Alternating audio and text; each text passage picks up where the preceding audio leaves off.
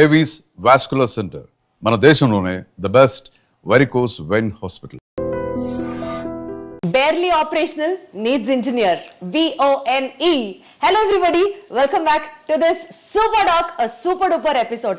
I have with me Bone అన్న వెంటనే మనందరికీ చాలా చాలా చాలా దగ్గర మనిషి మన డాక్టర్ గారు అనుకుంటూ మనం అందరం ముందుకు వెళ్ళి డాక్టర్ గురువారెడ్డి గారు ఉన్నారు మనతో. సార్ నమస్తే. నమస్తే అమ్మా. ఎలా ఉన్నారు సార్? బ్రహ్మాండంగా ఉన్నాను. Wonderful sir, super vibe. Sir the super డాక్టర్లో బేసికల్గా మీ గురించి మాట్లాడడంతో పాటు ఇప్పటి వరకు మీరు చేసిన అన్ని అచీవ్మెంట్స్ షేర్ చేసుకుంటూ ఉంటే ఒక పాయింట్లో ఒక ఇన్స్పిరేషనల్ స్టోరీగా ఉంటుంది. దాంతోపాటు మీ పర్సనల్ ఇన్సైట్స్ కూడా ఇంకాస్త లోతుగా తెలుసుకునే ప్రయత్నం చేద్దాము అన్న ఒక కాన్సెప్ట్తోనే ఈ సూపర్ డాక్ సిరీస్ మీతో చేస్తున్నాం sir. To start with, to become an orthopaedic surgeon, what's your inspiration sir? కరెక్ట్గా చెప్పాలంటే ఇన్స్పిరేషన్ ఏం లేదు, డిస్పరేషన్. అంటే రోడ్డు మీద యాక్సిడెంట్స్ ఉంటాయి కాబట్టి ఇండియాలో ప్రాక్టీస్ కొదవలేదు ఎముకలు ఎరగడానికని ఆ ఉద్దేశంతో ఆర్థోపెడిక్స్ సెలెక్ట్ చేసుకున్నాను నేను. అంతేగాని ఆర్థోపెడిక్స్ ఇన్స్పిరేషన్ వచ్చి ఎవరినో చూసి ఎక్సైట్ అయిపోయి ఎప్పుడు చేయలేదు. అప్పుడు బ్రతుకు తెరువు కోసం ఇది కరెక్ట్ బ్రాంచ్ అనిపించింది, అది చేసుకున్నాను. సార్ ఒకవేళ డాక్టర్ అయ్యి ఉండకపోతే ఏం చేసి ఉంటారు sir? What else career would you choose? Collector కావాలని ఉండేది. Collector? I want to become an IAS. But నాకు అన్ఫార్చునేట్గా ప్రాపర్ గైడెన్స్ లేక ఆ డైరెక్షన్లో వెళ్ళలేకపోయాను. లేకపోతే I wanted to be an IAS. రోజు మొత్తంలో సుమారుగా ఎన్ని సర్జరీస్ చేస్తారు సార్? 20-25 సర్జరీస్. సో అన్ని సర్జరీస్ చేసిన తర్వాత టైర్డ్ అయిన తర్వాత what would be your relaxing trend sir? అదే మ్యూజిక్ వినడం, బుక్ చదువుకోవడం, లేకపోతే ఎక్వేరియం ఫిష్ చూడటం. ఫిషెస్ చూస్తే you become happy again sir? Very relax. అదేం థియరీ ఉంది చెప్పండి? ఏం థియరీ ఉంది అంటే ఇన్ బిట్వీన్ ది సర్జరీస్ ఓపీడీలోకి వచ్చి ప్రతి ఓపీలో నాకు ఎక్వేరియం ఉంటుంది. ఏ హాస్పిటల్లో ఎక్కడ కన్సల్టింగ్ రూమ్ అన్నా ఒక ఎక్వేరియం ఉంటుంది. ఆ ఫిష్ అటు ఇటు పోతూ ఉంటే అటు వెనకాల చూస్తా కూర్చుంటాను నేను. That is the biggest relaxation for me. తర్వాత మ్యూజిక్, రీడింగ్ ఏ బుక్.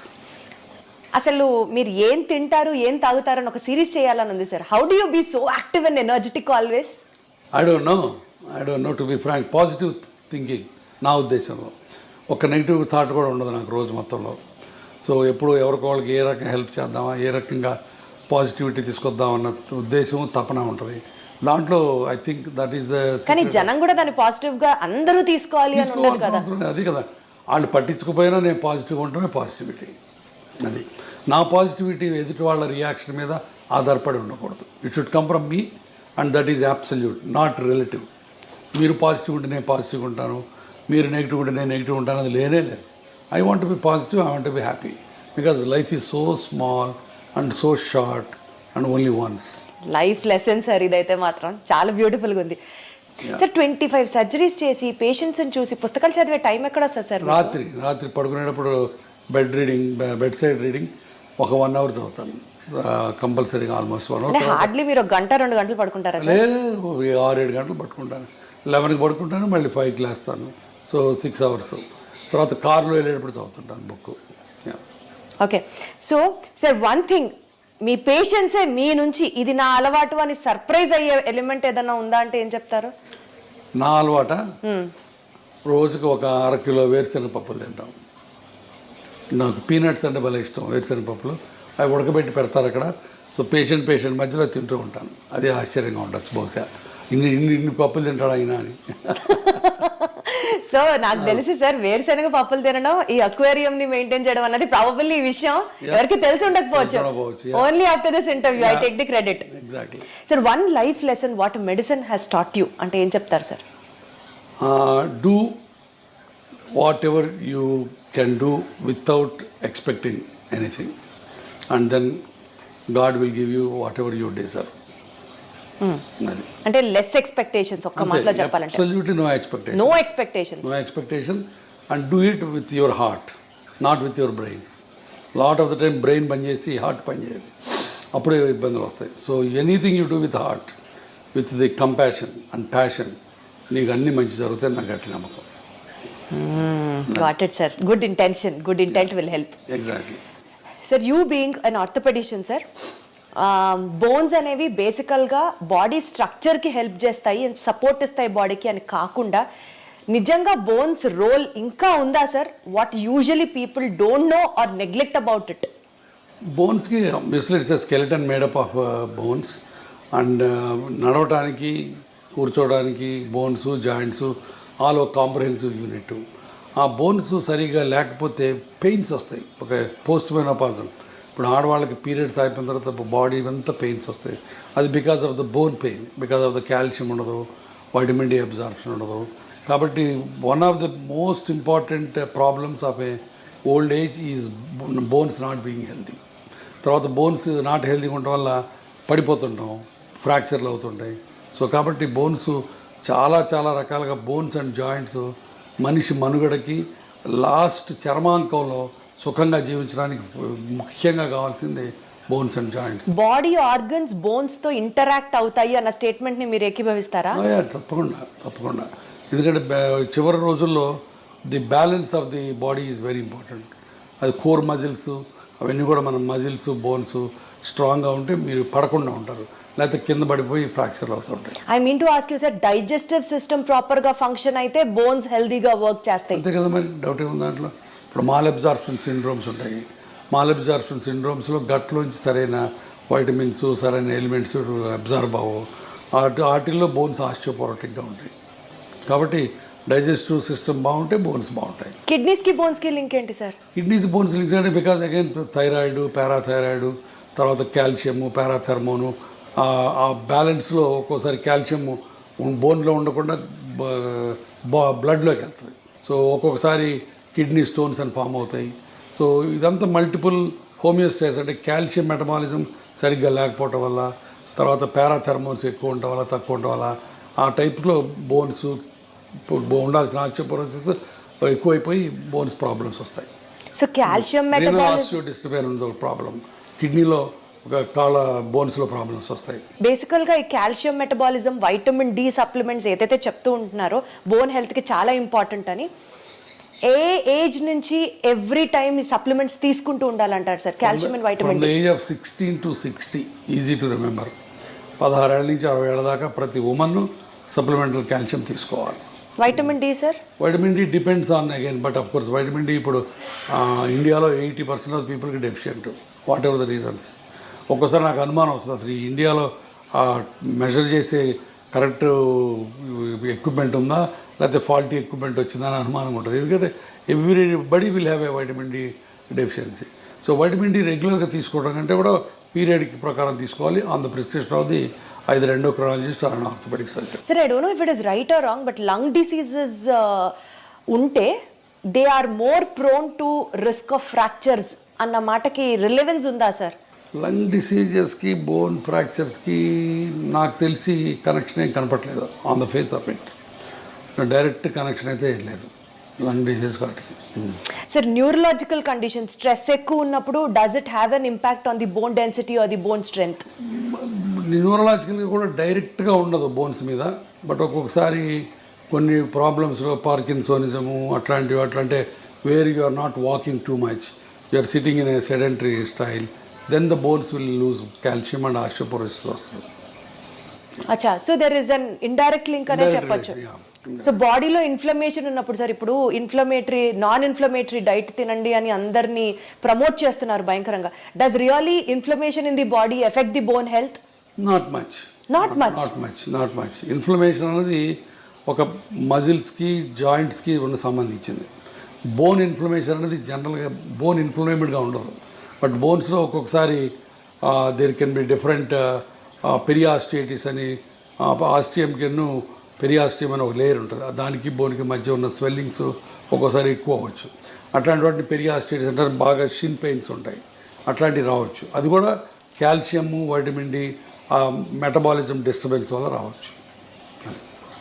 సో అంటే ఆ న్యూరలాజికల్ ఇంపాక్ట్ ఉన్నట్టా లేనట్టా sir? How do we conclude it? డైరెక్ట్గా న్యూరలాజికల్కి బోన్స్కి కనెక్షన్ ఉండదు. అంటే స్ట్రెస్ ఉంటే బోన్ పెయిన్ ఎక్కువ అవుతుంది, స్ట్రెస్ ఉంటే అన్ని బాడీలో అన్ని పెయిన్స్ ఎక్కువ అవుతాయి. అర్థమైందా? మస్క్యులర్ పెయిన్ ఎక్కువ అవుతుంది, తలనొప్పి వస్తుంది, మైగ్రేన్స్ వస్తాయి, నెక్ పెయిన్ వస్తుంది. అందుకని డైరెక్ట్గా బోన్ మీద బోన్ మెటబాలిజం మీద డైరెక్ట్ రిలేషన్స్ ఏమి లేవు. బట్ ఇండైరెక్ట్గా ఇప్పుడు న్యూరలాజికల్ ప్రాబ్లం వచ్చింది, స్ట్రోక్ వచ్చింది, patient is SIT confined to the bed, అప్పుడు బోన్స్లోంచి ఆస్టియోపోరోసిస్ స్టార్ట్ అవుతుంది. Got it sir. సార్, మీరు కొన్ని లక్షల మంది పేషెంట్స్ని చూసుంటారు over your experience. Basic points patients overlook అయిపోయేది లైఫ్ స్టైల్లో, డెస్పైట్ ఆఫ్ మీరు చాలా వీడియోస్ కూడా చేశారు, సిట్టింగ్ పోస్టర్ దగ్గర నుంచి you have to walk this way, you have to SIT this way అని చాలా చెప్తూనే ఉంటారు. Despite of all your me guidance కాకుండా కూడా పేషెంట్స్ వాళ్ళ లైఫ్ స్టైల్లో ఓవర్లుక్ చేసే పాయింట్స్ ఏంటి సార్? మెయిన్ పోస్చర్, మనం ఇందాక అనుకున్న పోస్చరు. మరి నేను చెప్పినట్టు ఇలా స్ట్రైట్గా కూర్చోరు, ఇప్పుడు అందరూ ఇలా వంగి కూర్చుంటారు, వంగి నడుస్తారు. సో పోస్చర్ ఒకటి మెయిన్, బాగా అందరూ నెగ్లెక్ట్ చేసేది posture. Number 2, lack of exercises. అసలు ఎక్సర్సైజులు, చిన్న ఎక్సర్సైజెస్ కూడా చేయకుండా సెడెంటరీ లైఫ్ స్టైల్లోకి కూర్చుంటారు. అది number 2. Number 3, abuse of the joints. ఇప్పుడు కింద కూర్చొని ఇండియన్ టాయిలెట్ లేకపోతే కింద బాచిపట్టు వేసి కూర్చుంటే మోకాళ్ళ మీద లోటు పడుతుంది, అది మంచిది కాదు. సో అది తెలియదు చాలామందికి. అట్లానే నడుముకి ముందుకు ఇంకి కూర్చుంటే నడుము మీద పాడైపోద్ది, అట్లానే మెడ ముందుకు వెళ్తే మెడ పాడైపోద్ది. సో ఇవన్నీ కూడా తెలియక చాలామంది they keep on repeating the mistakes in the daily activities. Sir 10,000 steps నడిస్తే you will be healthy all over అన్నది జనరల్గా చెప్పిన మాట. బట్ హై ఇంటెన్సిటీ ఎక్సర్సైజెస్ చేస్తే మోకాళ్ళు అరిగిపోతాయి, 10,000 అడుగులేస్తే మోకాళ్ళు అరిగిపోతాయి, ఎక్కువ వెయిట్స్ ఎత్తితే స్ట్రెంథనింగ్ ఎక్సర్సైజెస్ చేస్తే మోకాళ్ళు అరిగిపోతాయి. వీటిలో ఏది కరెక్ట్ సార్? చెయ్యాలని కొందరు, చేయకూడదని కొందరు, కరెక్ట్ చెప్పండి సార్. మోకాళ్ళు అరగడానికి మెయిన్ కారణం number 1 age, number 2 weight, number 3 high impact activities, 3. Number 4 accidents. సరే యాక్సిడెంట్ గురించి మనం మాట్లాడుకోవట్లేదు, ఆ ఏజ్ అది తప్పనిసరి. మనం ఏజ్ అవుతుంటే బోన్స్ జాయింట్స్ అరుగుతూ ఉంటాయి. Number 2 weight is the directly proportional or directly damaging to the bone joint health. So అది మన చేతిలో ఉంది. సో కాబట్టి మీరు ఎంత బరువు తగ్గితే మోకాళ్ళకి అంత మంచి పని చేసినట్టు. Number 3 or third point is abuse of the joints. Abuse అంటే ఫర్ ఎగ్జాంపుల్ మీరు ఇండియన్ టాయిలెట్లో కూర్చోారనుకోండి, లేకపోతే నెలకు ఒకసారి తిరుపతి కొండ ఎక్కి దిగారనుకోండి, రోజుకి 200 సార్లు మెట్లు ఎక్కి దిగారనుకోండి, మీ మోకాళ్ళ మీద 4 రెట్లు బరువు పోతుంది. అది బయోమెకానికల్లీ ప్రూవెన్. సో దాంతో మీరు మోకాళ్ళని తొందరగా అరగొట్టుకుంటారు. చాలామంది మా తాతలు మెట్లు ఎక్కేవాళ్ళు, మా తాతలు కింద కూర్చునేవాళ్ళు, వాళ్ళకి లేని ప్రాబ్లం నాకెందుకు వస్తుంది అని చెప్పి నమ్మరు. బట్ తాతలు వేరు, మనం వేరు. వాళ్ళ దేహదారుఢ్యం వేరు, వాళ్ళ బాడీ కాంపోజిషన్ వేరు, వాళ్ళ లైఫ్ స్టైల్ వేరు, వాళ్ళ ఫుడ్ డైటరీ హ్యాబిట్స్ వేరు, మనవి వేరు. మనం డెఫినెట్గా ఇండియన్ టాయిలెట్లో కూర్చున్న, మెట్లెక్కి దిగిన 4 రెట్ల బరువు మోకాళ్ళ నుంచి పోద్ది. That is a proven biomechanical thing. So కాబట్టి అది చేయకూడదు. సో అది చాలా చాలా జాగ్రత్తగా చాలా మెట్లు ఎక్కి దిగకుండా ఎవరికి అసలు ఇంపాసిబుల్ కాబట్టి వీలున్నంత వరకు, ఇంపాసిబుల్ అంటే వీలున్నంత వరకు. సో అది ఎక్కి దిగాలని రూల్ ఏం లేదు. చాలామందికి ఎక్కి దిగితే మంచిది, హెల్త్ మంచిది అంటారు. సో కొంతమంది అసలు లిఫ్ట్ ప్రిఫర్ చేయరు. My doctor advisor me to use only lifts, నేను I don't use the lifts అని చాలామంది అంటారు. That is a wrong concept. ఎందుకంటే ఇప్పుడు కార్డియాలజిస్ట్కి మాకు ఇప్పుడు తగదాలు. కార్డియాలజిస్ట్ ఏమో నడవమంటాడు, మెట్లు ఎక్కమంటాడు, లిఫ్ట్ ఎక్కద్దు అంటాడు. నేనేమో లిఫ్ట్ వాడద్దు, మెట్లు వాడద్దు, లిఫ్ట్ వాడమంటాను. కారణం ఏంటంటే మెట్లు ఎక్కి దిగితే గుండెకి మంచిది, లంగ్స్కి మంచిది, బట్ మోకాళ్ళకి బ్యాడ్ అయిపోద్ది. సో అన్ని బాడీలో అన్ని ఆర్గన్స్కి కాపాడి స్టిల్ ఎక్సర్సైజ్ ఇచ్చేది 2 బ్రిస్క్ వాకింగ్ అండ్ సైక్లింగ్ ఒకటి. ఈ రెండు మీకు బాగా ఉపయోగపడతాయి. సో అది చేసుకుంటే చాలు. ఇప్పుడు ప్రతిరోజు మెట్లెక్కి దిగాలని రూల్ లేనే లేదు. సార్ కొన్నిసార్లు మీ ఫ్యామిలీ గురించి, మీ పర్సనల్ స్పేస్ గురించి మీరు మాట్లాడినప్పుడు చాలా కంపాషనేట్గా మాట్లాడుతున్నట్లు అనిపిస్తుంది. ఈ field especially in the terms of medical field, hospitals, costly hospitals, rich is everything, కంపాషనేట్గా అనిపిస్తుందా సార్, లేకపోతే కమర్షియలైజ్ అయింది కల్చరు అన్న ఫీలింగ్ మీకు ఎప్పుడైనా వచ్చిందా? కంపాషన్ అనేది గుండెలోంచి రావాలి, కమర్షియల్ అనేది బ్రెయిన్లోంచి. ఇందాక మనం అనుకున్నట్టు ఇది కమర్షియల్ వరల్డే, but still you can be kind, you can be compassionate. That's what it is. ఇప్పుడు మా హాస్పిటల్ ఉంది, మేమే చారిటీ కాదు. We have to run the hospital, we have to earn for the stakeholders, but at the same time we don't need to flee the patient దోచుకోవాల్సిన పని లేదు, and వాడి రక్తం పీల్చాల్సిన పని లేదు. మేమే కాదు, 90% of the doctors don't do that. But ఆ దురదృష్టవశాత్తు thanks to media, thanks to the people, మేమందరం దొంగలవి, మేమందరం రాబందులవి, మేమందరం బందిపోట్ల కింద చిత్రీకరించబడుతున్నాం. The unfortunate thing there. కాబట్టి కంపాషన్ బేసిక్గా లేకపోతే you are not fit to be a doctor. So compassion తోటే అందరూ ప్రాక్టీస్ చేస్తాం, బట్ ఒక్కోసారి బయటికి కమర్షియల్ ఎలిమెంట్సే బయటకు వస్తాయి. Profit over a patients care if you have to talk, Yeah. మీరు ఎప్పుడు patient care this really made my day, నేను ప్రాఫిట్ చూడలేదు ఈ కేసులో అని మీకు ఆ హార్ట్ వెల్మింగ్ గా అనిపించిన చాలా సార్లు వస్తుంది అది. ఇప్పుడు నా దగ్గర పేషెంట్స్ వస్తారు, I'm working in a corporate hospital, ఇందాక మీతో అన్నట్టు చారిటీ హాస్పిటల్ కాదు, ఇక్కడ బిల్లులు లక్షలు అవుతాయి, బట్ ఒక్కొక్కసారి బిల్లులు కట్టలేనప్పుడు అవి ఏమి చేస్తాం, చేతనైన సహాయం చేస్తాం. ఇప్పుడు నేను ట్రస్ట్ పెట్టాను, ఆ ట్రస్ట్లో హెల్ప్ చేస్తాం. సో చాలా రకాల హెల్ప్ చేస్తాం. ఆ హెల్ప్ చేసిన ప్రతిసారి హ్యాపీనెస్ ఉంటుంది, దాంట్లో డౌటే లేదు. One incident if you have to tell sir it really made your day అని అంటే ఏం చెప్తారు? చాలా ఉన్నాయి. నేను లాస్ట్ వీక్ ఇట్ సెల్ఫ్ ఒక కలీగ్ ఆర్థోపెడిక్ సర్జను, బట్ చాలా రోజుల నుంచి ఆయన ప్రాక్టీస్ చేయట్లేదు, బెడ్ మీద కదలట్లేదు, ఆయన పడి ఫ్రాక్చర్ అయ్యి వచ్చాడు. సో హిప్ రిప్లేస్మెంట్ చేసాం. అయిన తర్వాత కూడా ఆయన 10 రోజులు హాస్పిటల్లో ఉన్నాడు, బట్ నడవలేదు, ఈ రిఫ్యూజ్ టు వాక్. బిల్లు చాలా అయింది, మళ్ళీ కట్టుకోలేమన్నారు. దాన్ని మరి 70% బిల్ తగ్గించి ఇంటికి పంపించాను. ఆ ఇంటికి పోయే ముందు ఆయన నాతో వీడియో కాల్లో ఆయన కళ్ళల్లో కృతజ్ఞత, ఆయన ఆవిడ కళ్ళల్లో కృతజ్ఞత నాకు evident, and that made my day. Wonderful sir, super super. Sir ఇప్పుడు సోషల్ మీడియా ట్రెండ్ అనుకోవచ్చు, maybe because of the awareness for the people అనుకోవచ్చు, ప్రతి ఒక్కళ్ళకి మెడికల్ నాలెడ్జ్ తెలుస్తోంది and they started questioning the doctors as well. Absolutely. మీరు appreciate చేస్తారా act ని, or you get bored or you know విసుగొస్తుందా? విసుగు రాదు, 70% దాకా టాలరేట్ చేస్తాను, బట్ ఒక్కోసారి వాళ్ళు గీత దాడతారు. గీత ఏం దాటి జరిగింది సార్ అలాంటి సంఘటన ఒకటి చెప్పండి. ఏం లేదు, ఫర్ ఎగ్జాంపుల్ నిన్న మోకాళ్ళ ఆపరేషన్కి ఒక ఆయన వచ్చాడు, ఆయన ఏదో ప్రొఫెసర్ ఎక్కడో, కొంత నాలెడ్జ్ ఉంది.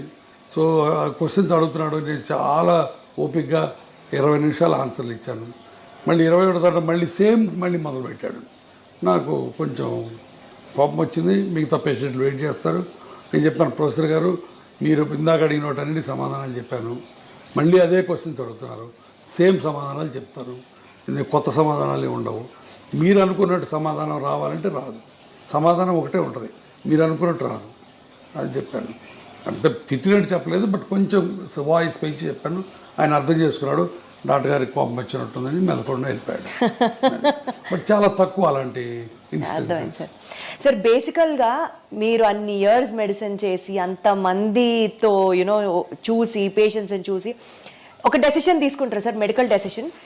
అన్ఫార్చునేట్లీ అది మీడియా వల్ల కానీ పబ్లిక్ వల్ల కానీ మిస్అండర్స్టాండ్ అయిన సిచ్యువేషన్స్ ఉన్నాయా?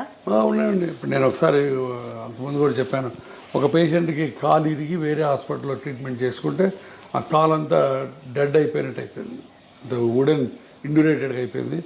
దాన్ని మనం కంపార్ట్మెంట్ సిండ్రోమ్ అంటాం. అతను నా దగ్గరకు వచ్చాడు, కాలు తీసేయమంటున్నారు సార్ మిగతా వాళ్ళు, మీరేంటని.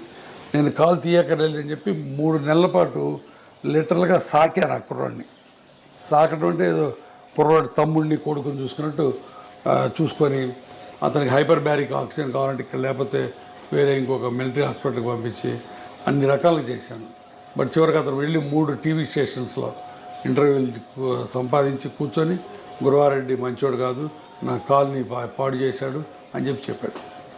So 3 interviews. బట్ ఆ రోజు చాలా చాలా బాధేసింది. బట్ ఆ రోజు ఒక రకంగా నాకు లిబరేట్ కూడా అయిపోయాను. నేను ఇంత కష్టపడి ఇతనికి చేసాం, ఇతను ఇలా చేశాడు, అయినా సరే మన పని మనం చేయాలి. ఈ ప్రెస్ గురించి, ఈ టీవీల గురించి, వాటి గురించి భయపడకూడదు. నీ ఆత్మకి నువ్వు గట్టిగా ఉన్నంతకాలం వీటి గురించి భయపడకూడదని ఒక రకమైన తెగింపు, ఒక రకమైన స్వాతంత్రం, ఒక రకమైన లిబర్టీ, ఒక రకమైన ఏమంటుంది దాన్ని కమ్ వాట్ మే అన్న యాటిట్యూడ్ వచ్చింది. సో అది ఒక రకంగా మంచిదైంది నాకు. అంటే సార్ ప్రతి డాక్టర్ కి వెనకాల ఇలాంటిది ఒక స్టోరీ ఉంది అనుకుంటే, డాక్టర్ వెనకాల ఉంటాయి. ఒక రిచ్ డాక్టర్ అనుకోండి, సమాజం నుంచి ఒక అన్ఫేర్ క్రిటిసిజం ని ఆల్వేస్ ఇన్వైట్ చేసినట్లుగా ఉంటుందా? ఉంటుంది. సమాజం మమ్మల్ని భూతద్దంలో పెట్టి చూస్తుంది, ప్రతి అడుగుని క్రిటిసైజ్ చేస్తుంది. సో తప్పదు, part of life. Despite of మీరు ఇంత సోషల్ సర్వీస్ చేసినప్పటికీ కూడా సార్, గురువారెడ్డి గారి దగ్గరికి వెళ్తే ఆయన ఖచ్చితంగా ఆపరేషన్ అంటారు మోకాల్ రీప్లేస్మెంట్కి, అదే బయటకు వెళ్తే డాక్టర్లు అనరు అన్న మాటకి ఏం చెప్తారు? దానికి చాలా చాలా సత్య దూరం అది. నేను రోజుకి 100 నుంచి 120 మంది పేషెంట్లు చూస్తాను. దాంట్లో 30-40 మంది కంటే ఆపరేషన్ పడవు. తర్వాత నాది టెర్షియరీ ప్రాక్టీస్, అది మర్చిపోవద్దు మీరు. అంటే పేషెంట్లు మిగతా వాళ్ళందరి దగ్గరికి చూయించుకొని ఇక ఆపరేషన్ తప్పనిసరి అన్నప్పుడు నా దగ్గరికి వస్తారు. మొదటి రోజు రారు. సో నాది టెర్షియరీ ప్రాక్టీస్. హైదరాబాద్ అవ్వటం అయితేవి, నేను ఉన్న డాక్టర్స్లో సీనియర్ మోస్ట్ ఇప్పుడు 25 ఏళ్ళ నుంచి ప్రాక్టీస్ చేస్తాను కావటం అయితే ఏంది. సో ఇక్కడ ఉన్న ఓల్డ్ డాక్టరు, సీనియర్ డాక్టరు కాబట్టి చివరిలో సెకండ్ ఒపీనియన్, థర్డ్ ఒపీనియన్ కోసం నా దగ్గరికి వస్తారు. ఎప్పుడైతే టెర్షియరీ ప్రాక్టీస్ ఉంటుందో అప్పుడు ఆబ్వియస్గా ఆపరేషన్ రేట్ ఎక్కువ ఉంటుంది. సో అది అనవసరంగా ఎవరు ఆపరేషన్ చేయడం. గురువారి దగ్గరికి వెళ్తే ఆపరేషను, మిగతా వాళ్ళ దగ్గరికి వెళ్తే ఇంజక్షను, అవన్నీ మాయ. ఇప్పుడు ఆ రకంగా ఇంకోటి కూడా చెప్పాను, నేను లాస్ట్ 1 year నుంచి యుద్ధం చేస్తున్నాను. ఇంజక్షన్లు పనికిరాని ఇంజక్షన్లు చేసి పేషెంట్లు మాయ చేసే డాక్టర్లు. సార్ ఈ ప్రస్తావన తీసుకొచ్చారు కాబట్టి ఇంకొక పర్సనల్ కామెంట్ కూడా ఉంది సార్. మీరు అగేన్స్ట్ పిఆర్పి ఫర్ ఆర్థరైటిస్ అని చెప్తున్నారు. Exactly against PRP for arthritis. కానీ గురువారెడ్డి గారి హాస్పిటల్లో పిఆర్పి ఇంజెక్షన్లు 7,000 నుంచి 8,000 రూపాయలు ఉండే ఇంజెక్షన్ 17,000 రూపాయలు ఆయన ఎందుకు ఛార్జ్ చేస్తున్నారు? పిఆర్పి ఇంజెక్షన్ కూడా నా హాస్పిటల్లో చేయలేదు ఫర్ ఆర్థరైటిస్. ఎవరైనా వచ్చి ప్రూవ్ చేయమని చెప్తాను. పిఆర్పి ఫర్ స్పోర్ట్స్ ఇంజురీస్కి ఎంతోపతిస్ అని చెప్పాను ఇందాక. టెండాన్ ఇంజురీస్కి, ఇక్కడ టెన్నిస్ ఎల్బోస్కి ఇస్తే ఇవ్వచ్చు. నేను ఇవ్వను. నా దగ్గర 36 మంది పనిచేస్తారు టీం. స్పోర్ట్స్ మెడిసిన్ వాళ్ళు ఇస్తే ఇవ్వచ్చు. బట్ ఆర్థరైటిస్కి, నీ జాయింట్లో మా దగ్గర పిఆర్పి అనేది ప్రసక్తే రాదు. ఎవరైనా వచ్చి ప్రూవ్ చేయమని చెప్పాను. అర్థమైందా? 3 ఇప్పుడు స్టెమ్ సెల్స్ అని ఇచ్చి 2,80,000 తీసుకునేది మా దగ్గర జరగదు. నేను ఎగైనెస్ట్ ఏంటంటే PRP in arthritis. Orthopaedic surgeons చాలామంది పిఆర్పీలు టెన్నిస్ ఎల్బోస్కి, యాంకిల్ ఇంజురీస్కి, హీల్ పెయిన్స్కి ఇస్తారు. నాకే రకమైన అభ్యంతరం లేదు. నాకు దాని మీద నేను ఇవ్వను, నేను వాటిని అన్నాను. అది దాని మీద నాకేం లేదు. ఎందుకంటే పీపుల్ అన్ని చోట్ల ఇస్తారు, కొన్ని చోట్ల మంచి రిజల్ట్స్ ఉన్నాయి. దానికి నేను PRP for other conditions work అయినప్పుడు why not for the knee sir? ఆర్థరైటిస్కి లేదు role. That's what I'm saying. There is no evidence at all. Arthritis is a global phenomena. అంటే మొత్తం కార్టిలేజ్ అంతా పాడైపోయింది. ఈ కార్టిలేజ్ అంతా పాడైపోయినప్పుడు దాన్ని మనం ఉద్ధరించి నువ్వు కార్టిలేజ్ పుట్టించరు. అంటే అయిపోయిన కార్టిలేజ్ తిరిగి మళ్ళీ ఫామ్ అవ్వదా సార్? ఇంత మటుకు గ్లోబల్గా కార్టిలేజ్ రీజనరేట్ అన్నది లేదు. కార్టిలేజ్ సెల్స్ స్పోర్ట్స్ ఇంజురీస్లో చిన్న లేజన్స్ ఉంటే దాంట్లో కాండ్రోసైట్స్ అని, ఓట్స్ అని డిఫరెంట్ ప్రొసీజర్స్ ఉన్నాయి. అవన్నీ ఉపయోగపడతాయి అక్కడ వరకు. అక్కడ కూడా ఫైబ్రస్ టిష్యూ ఫామ్ అయ్యి కొంతవరకు కార్టిలేజ్ సెల్స్ వస్తాయి. బట్ కార్టిలేజ్ రీజనరేట్ అయ్యి ఆర్థరైటిస్, మోకాళ్ళ నొప్పుల ఆర్థరైటిస్ బాగుపడి మళ్ళీ బ్రహ్మాండంగా నార్మల్ కార్టిలేజ్ వచ్చింది. అల్ట్రాసౌండ్లో చూపిస్తాడు ఈయన, ఈ డాక్టర్ గారు, బౌన్సర్ డాక్టర్ గారు. అల్ట్రాసౌండ్ తీసేదిగో నీకు మళ్ళీ కార్టిగ్రామ్ అని చూపిస్తాడు. ఇవన్నీ మాయ, భయంకరమైన మాయ. కానీ ఆయన చేసేది మాయే. కానీ చాలా మంది ఆర్థోపెడిషియన్స్ కూడా ఈ కార్టిలేజ్ గ్రో అవుతుంది అని మందులు ఇస్తున్నారు కదా. కార్టిలేజ్ గ్రోత్ కి స్పోర్ట్స్ ఇంజరీస్ లో గ్రోత్ అయ్యే టెక్నిక్స్ వేరు. వాటిని వీటిని మిక్స్ చేయొద్దు. కార్టిలేజ్ గ్రో అవడానికి చిన్న వాటికి బోల్డ్ అని ప్రొసీజర్స్ ఉన్నాయి. ఆర్థ్రోస్కోపిక్గా చేస్తారు. అవన్నీ స్పెషల్ ఇండికేషన్స్ ఉన్నాయి, స్పెషల్ ప్రొసీజర్స్ ఉన్నాయి, స్పెషల్ ట్రైనింగ్ ఉంది. నువ్వు ఎనస్థీషియా వాడి వచ్చి నువ్వు నీ జాయింట్ హీరోని అని చెప్పి ఎక్కడ ఉందో అక్కడ ఇంజెక్షన్ చేస్తే పోద్దని, ఇక్కడి నుంచి ఇక్కడ తీస్తే నీ రిప్లేస్మెంట్ అని, ఇంత ల్యాక్ ఆఫ్ నాలెడ్జ్ ఉన్న డాక్టర్ దగ్గరికి 1000 మంది వెళ్ళి బాధపడుతుంటే ఏం చేయాలా? మాయ చేస్తాడు. ఆ మాయ కోసం యుద్ధం చేస్తున్నాం మేము. ఇది ఇవాళ తాగదు యుద్ధం. ఇది ఇంకా చాలా దూరం వెళ్తుంది యుద్ధం. సరే, మీరే అంత బిజీ ప్రాక్టీషనర్ అయ్యండి, అంత బిజీ డాక్టర్ అయ్యండి, ఇంకా ఈ సొసైటీకి సంబంధించిన ఇలాంటి ఇష్యూస్ నా బాధ అదేనమ్మా. ఇప్పుడు నాకు వెస్టర్న్ ఇంట్రెస్ట్ ఏమీ లేదు. నాకున్న ప్రాక్టీస్ నాకుంది, నేను ఇన్స్టిట్యూట్ పెట్టుకున్నాను. బట్ నాకు పేషెంట్ గురించి బాధ. నేనే కాదు, నాలాంటి బాధపడేవాళ్ళు చాలామంది ఉన్నారు. మేము అందరం కలిసి ఇప్పుడు దానికి అగైనెస్ట్ ఫైట్ చేస్తున్నాం. సార్, బేసికలీ మీ ఫ్యామిలీ ఏమంటారు సార్? ఇవన్నీ మనకి ఎందుకు అవసరమా? మనం ఎంత సంపాదించాం, ఎంత సెటిల్ అయ్యాం, పిల్లలు బాగున్నారు. వాళ్ళు ఏమన్నారు, ఇది నా ప్రొఫెషను, ఇది నా ప్రిన్సిపల్స్, ఇది నా ప్యాషను, ఇది నా కమిట్మెంట్ టు ది పేషెంట్స్. ఎవరేమైనా అనుకోండి, నాకు నమ్మకం ఉంది అంతే. అద్భుతం sir, commitment to the patients అన్నారు చూడండి సార్. అంతేనమ్మా. మీరు అన్నట్టు నాకేమి రాదు దీంట్లో వచ్చి, ఇంకా 4 రాళ్ళు పడతాయి. But I'm ready. మీరు అన్నట్టు ఎంత బిజీ అయినా సరే నేను దీన్ని పెట్టుకొని నేను ఎన్ని గంటలు దీని మీద కూర్చుంటున్నాను నేను. ఎందుకంటే ఐ వాంట్ టు ఈ దోపిడీ కార్యక్రమం ఆగిపోవాలి. తర్వాత ఇంకోటి, ఇది పెయిన్ క్లినిక్స్ మీద కాదు, అది కూడా చెప్తున్నా. పెయిన్ క్లినిక్స్, పెయిన్ స్పెషలిస్టు కొన్ని 100 ఏళ్ల నుంచి ఉన్నారు. మంచి పనులు చేస్తున్నారు. వాళ్ళందరూ ఇప్పుడు spine, cancer pain, chronic pains మీద మేమందరం వాళ్ళకి రిఫర్ చేస్తాం పేషెంట్ని, పెయిన్ క్లినిక్ వాళ్ళకి. అబ్సల్యూట్లీ సార్, నాకు అర్థమవుతుంది సార్. పెయిన్ అన్నారు కాబట్టి కొంచెం పిఆర్పి నుంచి పక్కకి వెళ్తే ఫిజియోథెరపీ చేసుకోవడం వల్ల early stages maybe around 18 years or 20 years నుంచి ఫిజియోథెరపీ ఎక్సర్సైజ్ స్టార్ట్ చేస్తే బోన్ జాయింట్స్ హెల్దీగా ఉంటాయి, బోన్ జాయింట్ ప్రాబ్లమ్స్ ని మనం నివారించవచ్చు అన్న మాటకి. నివారించవచ్చు అన్న మాట తప్పు, స్లో చేయొచ్చు, ఎక్స్టెండ్ చేయొచ్చు. ఉన్న వాటి అన్నిటిలో ఫిజియోథెరపీ మజిల్స్ బోన్స్ని హెల్దీగా ఉంచుకోవటం తప్ప ఇంకా వేరే ఏమీ లేదు. నేను 2 పాయింట్లు చెప్తాను, గుర్తుపెట్టుకోండి, హైలైట్ చేయండి. ఇది మోకాళ్ళు మొదటి నుంచి ఫస్ట్ స్టేజ్ నుంచి ఆపరేషన్ అక్కర్లేదు, లాస్ట్ స్టేజ్లో ఆపరేషన్ అవసరం. ఈ ఫస్ట్ స్టేజ్ నుంచి treatment simple medicines. Simple medicines అంటే ఏంటి? ఎప్పుడన్నా నొప్పుంటే సింపుల్ పారాసిటమాల్ ట్యాబ్లెట్, లోపల కార్టిలేజ్ నరిష్మెంట్కి, అంటే ఉన్న కార్టిలేజ్ బలాన్ని కాపాడటానికి, కొత్త కార్టిలేజ్ అనడం కాదు. ఎగైన్ అక్కడ మాయ, నీకు కొత్త గుజ్జు పుట్టించే ఇంజక్షన్ చేస్తూ ఉంటారు, తప్పు. కొత్త గుజ్జు పుట్టించే ఇంజక్షన్ ఇంత పట్టుకు ప్రపంచంలో ఎక్కడా లేవు.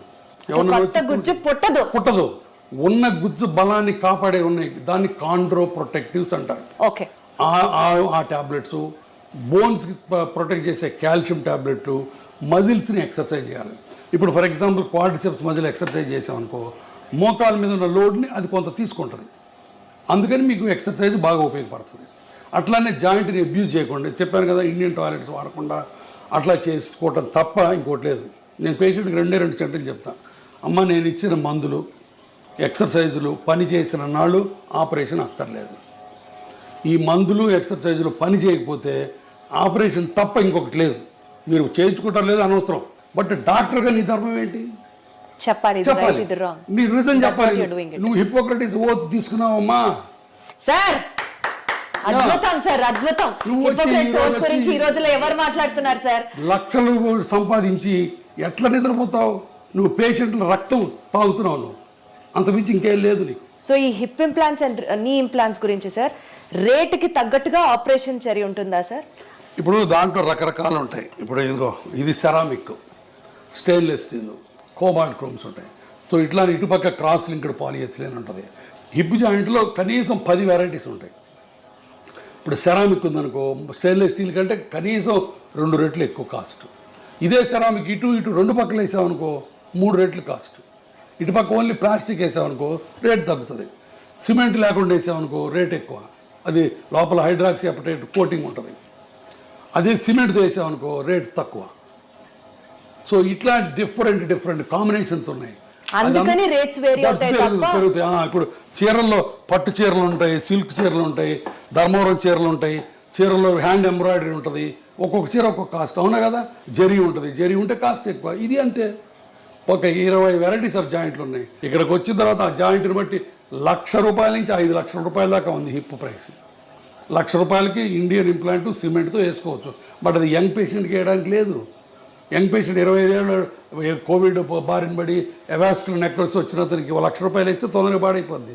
అతనికి అన్సిమెంటెడ్ హిప్ వేయాలా, సెరామిక్ హిప్ వేయాలి. So that's all. ఇప్పుడు దాంట్లో రోబోటిక్ టెక్నాలజీ వచ్చింది. రోబోటిక్ టెక్నాలజీ చేస్తే కొన్ని అడ్వాంటేజెస్ ఉన్నాయి, దానికి ఎక్కువ అవుతుంది. సో ఇవి థింగ్స్. సార్ రోబోటిక్ సర్జరీస్ గురించి మాట్లాడితే sir, your hospital is ranked among the top most robotic surgeries perform చేసే హాస్పిటల్. అది definitely first of all congratulation sir. కాకపోతే రోబోటిక్ సర్జరీస్ అన్నవి are affordable to everybody is one not at all. Robotics ప్రతి వాళ్ళు చేయించుకోవాలని రూలే లేదు. Robotics చేయాలి, అది చేయకపోతే నీ బతుకు దుర్భరం అన్నమాట అంతకంటే లేదు. ఎప్పుడు చేస్తారు సార్ రోబోటిక్స్? రోబోటిక్స్ వల్ల 2-3 అడ్వాంటేజెస్ ఉన్నాయి, మార్జినల్ అడ్వాంటేజెస్. అది పేషెంట్కి ఎక్స్ప్లెయిన్ చేస్తాం. కొంత ప్రెసిషన్ ఉంటుంది, కొంత post operative pain, immediate post operative pain కొంత తక్కువ ఉంటుంది. ఓన్లీ ఫస్ట్ 2-3 days, తర్వాత మళ్ళీ సేమ్ ఉంటుంది. ఆ ఫస్ట్ 2 days ఎందుకు ఉంటుందంటే సాఫ్ట్ టిష్యూ డిసెక్షన్ తక్కువ ఉంటుంది. తర్వాత ఇప్పుడు అలైన్మెంట్స్ అని డిఫరెంట్ అలైన్మెంట్స్ వచ్చినాయి మోకాళ్ళ ఆపరేషన్లో. ఆ డిఫరెంట్ అలైన్మెంట్ చేయాలంటే రోబోటిక్స్ ద్వారా చేయొచ్చు. ఇవన్నీ కూడా వెరీ సైంటిఫిక్. కానీ రోబోటిక్తోనే చేయాలని రూల్ లేదు. నేను 100 మందికి చేస్తే ఒక 50 మంది రోబోట్ చేయించుకుంటారు, 50 మంది రోబోట్ చేయించుకోరు. బట్ ప్రతి పేషెంట్కి ముందే చెప్తాం రోబోటిక్ వల్ల ఈ ఉపయోగాలు ఉన్నాయి, బట్ ఈ ఉపయోగాల గురించి మీరు డబ్బులు వేస్ట్ చేసుకోవాల్సిన పని లేదని కూడా చెప్తాం. కానీ సార్ ప్రిసిషన్ యాక్యురేట్ గా ఉంటుంది, చాలా మినిమల్ ఇన్వేషన్ ఉంటుంది, వీటి గురించి ఇట్లా మాట్లాడితే సక్సెస్ రేటు రోబోటిక్ సర్జరీస్ లో ఫర్దర్ గా ఏమీ లేదు, రెండిటికి ఒకటే. Sure, sir. రోబోటిక్ సర్జరీ వల్ల సక్సెస్ రేట్ ఎక్కువ అవుతుందని ఎవ్వరు చెప్పకూడదు, చెబితే అది అబద్ధం. నేను చెప్పను, నేను ఇంతవరకు ఏ పేషెంట్కి చెప్పలా. రోబోటిక్ వల్ల కొంత అడ్వాంటేజెస్ ఉన్నాయని చెప్తాను తప్ప సక్సెస్ రేట్లో ఏ మాత్రం తేడా లేదు, రెండుకి ఒకటే సక్సెస్ రేట్. ఎట్లా జరుగుతున్నాయి సార్? అంటే పేషెంట్స్ యొక్క పర్సెప్షన్ టువర్డ్స్ రోబోటిక్ సర్జరీ ఎట్లా ఉంది సార్? పేషెంట్స్ వల్ల మా పేషెంట్స్ కూడా ఏంటంటే ఇండియన్ పేషెంట్స్ కూడా ఇప్పుడు వెల్ ఇన్ఫార్మ్డ్, Absolutely. వాళ్ళందరూ వాళ్ళే వచ్చి అడుగుతారు. తర్వాత చాలామంది పేషెంట్లకి వాళ్ళ పిల్లలు అమెరికాలో ఉంటారు, అక్కడ అమెరికాలో ఇది standard of care robotic surgery అన్నది. వాళ్ళు అక్కడి నుంచి చెప్పి మీరు రోబోటిక్ చేయించుకోవడం చెప్తారు తల్లిదండ్రులకి, వాళ్ళు మమ్మల్ని వచ్చి అడుగుతారు. సో మేము ఆఫర్ చేస్తాం, దట్స్ ఆల్. అంతకుమించి అంటే పేషెంట్ సౌలభ్యం కోసం అది కూడా ఇనిషియల్ గా తప్పించి పేషెంట్ని మాయ చేసి పేషెంట్ని అబద్ధాలు చెప్పి రోబోటిక్స్ చేసే ప్రసక్తి లేదు, నెంబర్ 1. నెంబర్ 2, రోబోటిక్స్ చేసి నువ్వు అద్భుతంగా ఉంటావు, ఇంకో 20 ఏళ్ళు ఎక్స్ట్రా ఉంటావు అన్నది అంతకంటే లేదు. రోబోటిక్స్కి ఎక్స్ట్రా సక్సెస్ రేట్ అన్నది అంతకంటే లేదు. నేను క్లియర్గా చెప్తున్నాను 3 విషయాలు. ఏది ఇన్ని 10,000 రోబోటిక్ ఆపరేషన్లు చేసిన తర్వాత కూడా. బట్ రోబోటిక్స్ అనేది ఒక extra technology which will help you in getting a proper outcomes. అది పాయింట్ అక్కడ. అదైనా డిఫికల్ట్ ఆపరేషన్స్ ఉంటాయి, ఒకసారి బాగా అరిగిపోయి మొత్తం దొడ్డికాళ్ళు వస్తారు, స్టేజ్ 4 బాగా అడ్వాన్స్డ్. అట్లాంటి వాటిల్లో రోబోట్ మనకి ఎంతవరకు బోన్ కట్ చేయొచ్చు, ఎంతవరకు సాఫ్ట్ టిష్యూ డిసెక్ట్ చేయాలని కొన్ని మనకి ఇస్తుంది. అట్లానే హిప్ రిప్లేస్మెంట్స్లో డిస్ప్లాస్టిక్ హిప్స్ అని ఉంటాయి, అంటే చిన్నప్పటి నుంచి పాడైపోయిన హిప్స్. ఆ హిప్స్లో రోబోట్ ముందే మనకి ఎక్కడ మంచి బోన్ ఉంది, ఈ కప్పు ఎక్కడ పెట్టచ్చు అని ముందే మనకి గైడెన్స్ ఇస్తుంది. అట్లాంటి అడ్వాంటేజెస్ ఉన్నాయి. అంతేగాని రోబోటిక్తోనే చేయాలన్నది లేనే లేదు. మళ్ళీ చెప్తున్నాను. అబ్సల్యూట్లీ సార్, నాకు అర్థమైంది sir. To just divert our interview on a lighter note and concluded sir, just I wanted to ask you, ఒక జాయింట్ హెల్త్ కి సంబంధించినటువంటి ఒక మీ కోరిక, జనాలు ఈ మిత్తుని నమ్మడం ఆపండ్రా బాబు అని అంటే ఏం చెప్తారు సార్? ఇందాక చెప్పింది మళ్ళీ చెప్తా, నేను అలిసిపోను, ఎన్ని గంటలైనా చెప్తాను ఇదే. నా పేషెంట్లకి నేను చేతులు జోడించి చెప్పేది ఏంటంటే, మీకు మోకాళ్ళ నొప్పులు ఉంటే సింపుల్ మందులు ఎక్సర్సైజులతో గడపండి. భయంకరమైన నొప్పులు వచ్చి నడవలేని పరిస్థితి వస్తే భయపడకుండా ఆపరేషన్ చేయించుకోండి. మీరు భయపడ్డా, ఆర్థికంగా సౌలభ్యం లేకపోయినా ఒక రామాయణము మహాభారతం చదువుకోండి. సార్, ఒక్క సూపర్ ఫుడ్ తింటే బోన్స్ అద్భుతంగా ఉంటాయంటే ఏంటి సార్ అది? ఏ లేదు, అగైన్ అబద్ధం. సూపర్ ఫుడ్ ఏమి లేదు, సూపర్ డాక్టర్ లేదు, ఏం తినమంటారు సార్? లేదు. ఏం తినమంటారు సార్ బోన్స్ హెల్తీగా ఉండాలంటే? Head calcium, healthy milk products చాలు, సింపుల్ మిల్క్ ప్రోడక్ట్స్ తింటే చాలు. And regular exercise and impact exercise అంటే వాకింగ్ అట్లాంటివి చేస్తే. దుంపకూరలు తింటే జాయింట్ పెయిన్స్ ఎక్కువ అవుతాయి, ట్రూ ఆర్ ఫాల్స్? నాకు తెలియదు. నాకు తెలిసి నేను చదువుకున్న దాంట్లో ఫుడ్కి మోకాళ్ళ కార్టిలేజ్కి డైరెక్ట్ రిలేషన్ లేదు, ఇండైరెక్ట్గా ఉంది. ఫుడ్ తిని లావు ఎక్కితే లావు వల్ల మోకాళ్ళు పాడవుతాయి తప్ప డైరెక్ట్గా వంకాయ తింటే కార్టిలేజ్ పోద్ది, కూర ఈ చామదుంప తింటే కార్టిలేజ్ వస్తుంది, ఈ అల్ట్రాసౌండ్ చేస్తే నొప్పి తగ్గుద్ది, ఇవన్నీ లేవు నాకు తెలుసు. సార్, మీరు ఎక్సర్సైజ్ చేయమని పేషెంట్స్కి చెప్తూ ఉంటారు కదా, ఫన్నీయెస్ట్ ఎక్సర్సైజ్ మీ దాకా వచ్చి ఒక పేషెంట్ చెప్పింది ఏమైనా ఉందా సార్? మీకు అసలు కోపం మామూలుగా రాదా ఎక్సర్సైజ్, ఆ ఎక్స్క్యూజ్ వింటే ఏం చెప్తారు సార్? I don't no. అంటే నా దగ్గరకు వచ్చే పేషెంట్లు ఒక్కోసారి నేను ఏం చెప్పినా దానికి కౌంటర్ చెప్తారు. మనం ఎక్సర్సైజ్ చేయంటే లేదండి నా బాడీ ఒప్పుకోదు అంటారు, మందులు వేసుకోమంటే నాకు అలసరండి అంటారు, కింద కూర్చోద్దామంటే నేను కింద కూర్చొని మనం చేస్తానంటారు. ప్రతిదానికి అడగొట్టా చెప్తా, నేనేం చేయలేను. ఇంకా నేను చేతులైతే అమ్మ నమస్తే అని చెప్తా అంతే. Surgery is more painful or skipping that rehab cycle is more painful, sir? Yeah, good question. Again, చాలామంది మా డాక్టర్లోనే మళ్ళీ కొంతమంది దొంగ డాక్టర్లు ఆపరేషన్ చేసి అసలు నొప్పి ఉండదు, ఫిజియోథెరపీ ఎత్తేద్దాం, ఫిజియోథెరపీ లేకుండా చేసుకోవచ్చు, జీరో ఫిజియోథెరపీ అని కొంతమంది మొదలెట్టారు. అది కూడా తప్పే. ఆపరేషన్ చేసిన తర్వాత నొప్పి అన్నది దేవుడిచ్చిన సహజమైన రియాక్షన్. కాకపోతే ఇప్పుడు మోడర్న్గా పెయిన్ రెడ్యూసింగ్ టెక్నిక్స్ చాలా వచ్చినాయి. ర్యాపిడ్ రికవరీ ప్రోటోకాల్ అని, మల్టీ మోడల్ ఎనల్జీసియా అని చెప్పి, తర్వాత కంటిన్యూస్ ఎపిడ్యూరల్ పెయిన్ రిలీఫ్ అని, అట్లా చాలా మందులు వచ్చినాయి, చాలా టెక్నిక్స్ వచ్చినాయి ఇమ్మీడియట్ రీహాబిలిటేషన్ వల్ల. వీటి వల్ల కొంత నొప్పి తగ్గుతుంది. తర్వాత నొప్పి అనేదమ్మా మల్టీ ఫ్యాక్టోరియల్, అంటే చాలా ఫ్యాక్టర్స్తో సంబంధించింది. కొంతమంది పేషెంట్లు వెరీ సెన్సిటివ్గా ఉంటారు, అవును సార్. కొంతమంది పేషెంట్లు బిందాస్గా ఉంటారు, అది పేషెంట్ ఫ్యాక్టర్. తర్వాత కొంతమందికి బాగా అరిగిపోయింది అనుకో, ఎక్కువ డిసెక్ట్ చేయాల్సి వస్తుంది, అప్పుడు ఎక్కువ ఇన్ఫ్లమేటరీ సైటోకైన్స్ రిలీజ్ అవుతాయి, వాళ్ళకి ఎక్కువ నొప్పి ఉంటుంది. సో కాబట్టి పెయిన్ లేకుండా ఏ పేషెంట్ ఉండడు. కొంతమంది అదృష్టవంతులు అసలు పెయిన్ ఉండదు వాళ్ళకి, అంటే వాళ్ళ అదృష్టం. అంటారు కదా సార్, పెయిన్ సైకోసోమాటిక్ అంటారు కదా. సైకోసోమాటిక్ కాబట్టి నొప్పి అన్నది మల్టీఫ్యాక్టరీలు, దానికి చేస్తాం. బట్ రీహాబిలిటేషన్ కూడా పేషెంట్ రిలాక్స్ అయ్యి ఫిజియోథెరపీ చేసినట్టు చేస్తే అంత నొప్పే ఉండదు. సరే, ఫిజియోథెరపీ చేసేటప్పుడు ఆ నొప్పి తగ్గడానికి ఏమి ఉండదా? ఉన్నాయమ్మా, చాలా ఉన్నాయి. క్రయోథెరపీ అని ఐస్ ప్యాక్స్ పెడతాము. తర్వాత ఇప్పుడు నేను 100 మంది పేషెంట్లు చేస్తే చాలా మంది ఏమనుకుంటారు తెలుసా సార్, మీరు సర్జరీ చేస్తారు, రిహాబ్ ఎక్సర్సైజెస్ ఫిజియోథెరపీ గురించి మాట్లాడితే అది చాలా పెయిన్ఫుల్. ఇంత చేసినా కూడా ఇది వరకు లాగా నేను నడవలేకపోతున్నాను, 90-95% కూడా రికవరీ ఉండట్లేదు అని అనుకునే వాళ్ళకి ఏం చెప్తారు? చాలా చాలా సత్య దూరం ఇది కూడా.